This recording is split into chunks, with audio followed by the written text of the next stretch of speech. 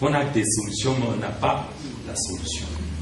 Et ce chef d'État également nous dit qu'il faut avoir espoir.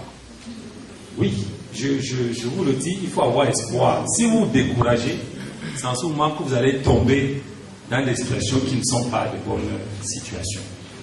Pour le marché de l'emploi, pour répondre à la préoccupation de madame, le marché est libre. On ne peut pas forcer quelqu'un à recruter quelqu'un. Et quand vous avez constaté, après la crise économique, il y a eu beaucoup d'entreprises qui sont créées, mais c'était beaucoup plus d'entreprises familiales. On parle de Fokuniki, c'est la famille. Vous ne pouvez pas l'obliger à prendre un ingénieur commercial, mais il préfère prendre son frère. On va essayer. On va essayer. Vous ne pouvez pas l'obliger. L'État va essayer de réguler.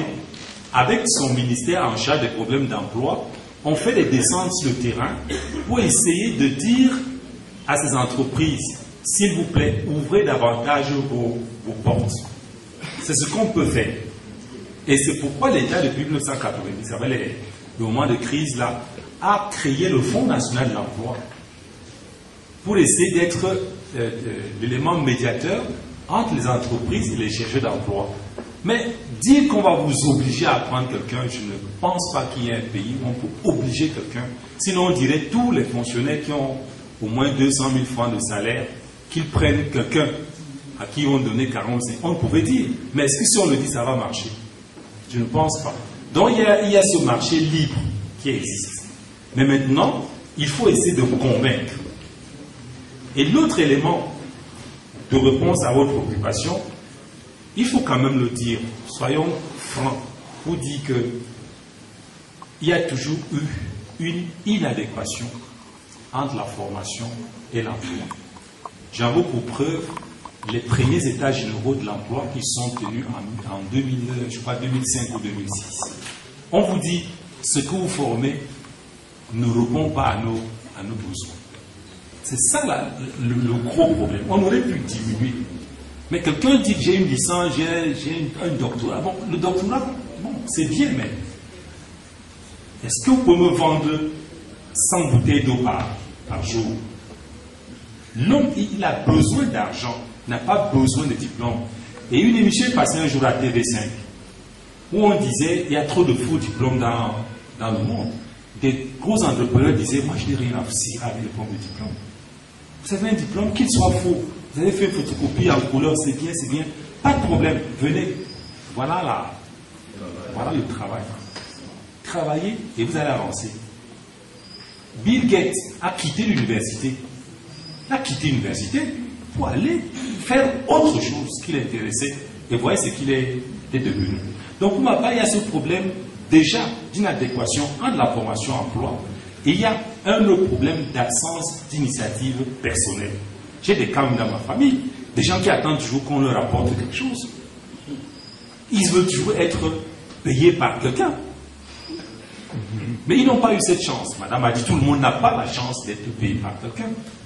Mais si vous-même, vous commencez à vous battre, je crois qu'elle a donné un témoignage qu'il faut bien considérer. On ne peut pas tous être des Bill Gates. On ne peut pas tous être des Paul Biya. Chacun a son petit point, mais il faut bien faire ce que vous faites là où vous êtes. Et c'est pour résoudre ce problème, ça c'est mon point de vue personnel, qui me semble qu'on a créé dans ce département ministériel en charge des problèmes de formation professionnelle. On a mis une direction en charge de la formation et de l'orientation professionnelle. Et ça rejoint dans la préoccupation de l'autre pour dire ce que je n'ai comme ingénierie. Je ne l'ai pas inventé. Je suis arrivé à ce poste en 2005. J'ai fait des forums partout dans le monde. Et qu'est-ce qu'il y avait comme bonne pratique? La bonne pratique dans le monde, c'est qu'il faut attacher la formation à un besoin. Et nous prenons ça. Nous le prenons depuis quand? Depuis 2008 seulement. C'est depuis 2008. Le ministère est créé en décembre 2004. C'est en 2005 qu'on nomme les responsables.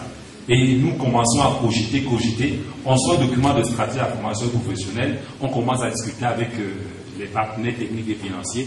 Et c'est en décembre 2007 qu'on valide le document de stratégie. Et il faut maintenant commencer à mettre en œuvre. On vient d'avoir une revue à mi-parcours avec les bailleurs de fonds sur la stratégie du secteur éducatif qui dit « Ah, vous avez fait des avancées ». C'est tout ce qu'ils nous disent. je leur ai fait brosser tout ce que j'ai fait depuis 2016 jusqu'à nos jours. Ah, vraiment, c'est très bien, mais ça coûte trop cher. Ça coûte cher. Et comme ce que l'État fait, les projets structurants, ils ne sont pas cachés, ils sont connus. Quand vous écoutez les discours, parce qu'un des défauts qu'on a, c'est qu'on écoute beaucoup les radios étrangères. Beaucoup.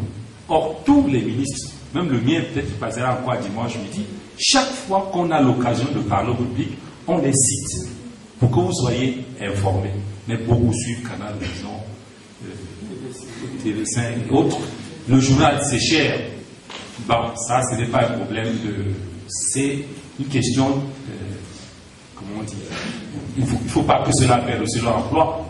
On ne va pas dire de vendre Camon Tribune à 100 francs. Il ne faut pas qu'ils perdent leur emploi. Donc ces projets existent et chaque fois que la direction de la régulation, la main-d'œuvre, qui est une direction de chez nous, va discuter dans le cadre de ces projets, on cherche à faire en sorte que l'on ait connaissance des compétences dont on a besoin pour développer donc des formations qualifiantes à l'effet que les gens bénéficient des formations. On a commencé. On va bénéficier sous peu d'un budget de 35 millions de dollars US pour créer 3 centres de formation pour jeunes d'excellence. Ça, c'est un début. Et vous voyez, un pays qui sort d'une récession, vous lui dites créer un centre de formation de 5 milliards et vous dites pas d'argent.